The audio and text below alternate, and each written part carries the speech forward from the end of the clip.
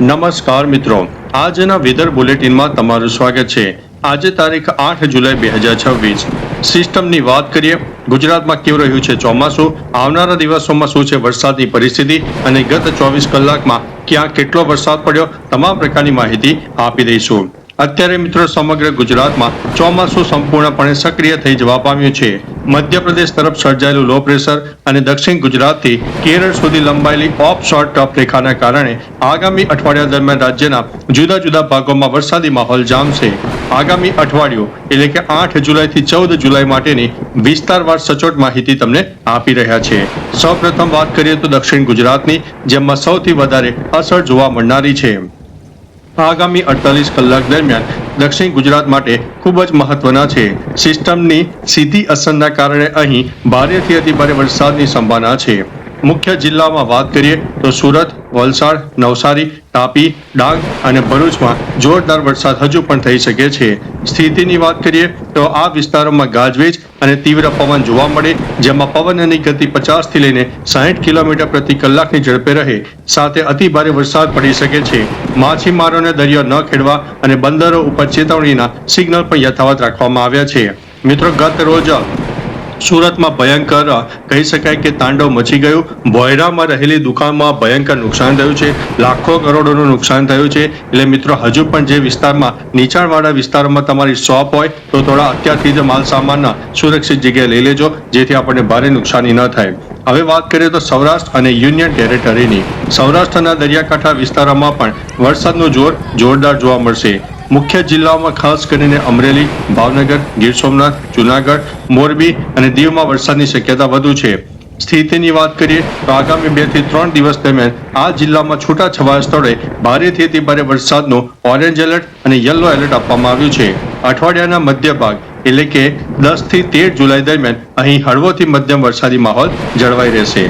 હવે વાત કરીએ તો મધ્ય ગુજરાત અને ઉત્તર ગુજરાત અને ખાસ કરીને આણંદ અને ખેડા સહિત અનેક વિસ્તારોની વાત કરીશું। મધ્ય ગુજરાત અને ઉત્તર ગુજરાતના વિસ્તારમાં વરસાદની શરૂઆત ધીમી પણ મક્કમ રહેશે। મુખ્ય જિલ્લામાં વાત કરીએ તો આણંદ, ખેડા, અમદાવાદ, ગાંધીનગર, પંચમહાલ, અરવલ્લી અને પાટણમાં વરસાદની શક્યતા છે। સ્થિતિની વાત કરીએ તો 8 અને 9 જુલાઈ દરમિયાન મધ્ય ગુજરાતના કેટલાક વિસ્તારો, ખાસ કરીને ખેડા અને આણંદની આસપાસના વિસ્તારમાં છૂટાછવાયા સ્થળોએ ભારે વરસાદની શક્યતા છે। તે પછી તારીખ 10 થી 13 જુલાઈ દરમિયાન આકાશ વાદળછાયું રહેશે અને ગાજવીજ સાથે હળવો મધ્યમ વરસાદ થઈ શકે છે। હવામાન વિભાગની આગાહી પ્રમાણે 7 અને 8 જુલાઈ દરમિયાન સિસ્ટમ મજબૂત હોવાથી અમુક નીચાણવાળા વિસ્તારમાં પાણી ભરાવાની કે સ્થાનિક નદીઓમાં પૂર જેવી પરિસ્થિતિ સર્જાઈ શકે છે અને અઠવાડિયાના અંત સુધીમાં એટલે કે 11 જુલાઈ પછી વરસાદનું જોર થોડું ઘટશે, પરંતુ વાદળછાયા વાતાવરણ સાથે હળવા મધ્યમ વરસાદી ઝાપટા ચાલુ રહેશે। હવે મિત્રો, સ્ટેટ ડિઝાસ્ટર મેનેજમેન્ટ ઓથોરિટી અને ફ્લડ કંટ્રોલ રૂમના સત્તાવાર આંકડા અનુસાર ગત 24 કલાકમાં ગુજરાતના 20 થી વધુ જિલ્લાના 100 થી વધુ તાલુકાઓમાં નોંધપાત્ર વરસાદ નોંધાયો। ચોમાસું સિસ્ટમ સક્રિય હોવાને કારણે દક્ષિણ ગુજરાત અને સૌરાષ્ટ્રમાં મેઘરાજાએ ધમાકેદાર બેટિંગ કરી છે। હવે ગત 24 કલાકના મુખ્ય આંકડા ઉપર નજર નાખીએ તો જિલ્લાવાર તમને વરસાદના આંકડા જણાવી રહ્યા છે। સૌથી વધારે ઉમરગામમાં મિત્રો 8 થી 10 ઇંચ વરસાદ, વાપી એટલે કે વલસાડ જિલ્લામાં 6 થી 7 ઇંચ વરસાદ, પારડી કપરાડામાં 5 ઇંચ, ખરેગામ નવસારીમાં 4 થી 5 ઇંચ, કોડીનાર સૂત્રાપાડામાં 4 ઇંચની આસપાસ, મહુવા અને તળાજામાં 3 થી 4 ઇંચની આસપાસ વરસાદ નોંધાઈ ગયો છે।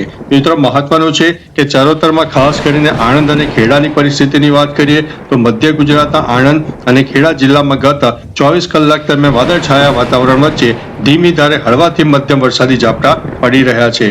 અહીં મોટાભાગના તાલુકામાં અડધા ઇંચથી લઈને 1 ઇંચ સુધીનો વરસાદ નોંધાયો છે, જેનાથી વાતાવરણમાં ઠંડક પ્રસરી ગઈ છે અને ખેડૂતોમાં વાવણી લાયક માહોલ પણ જળવાઈ રહ્યો છે।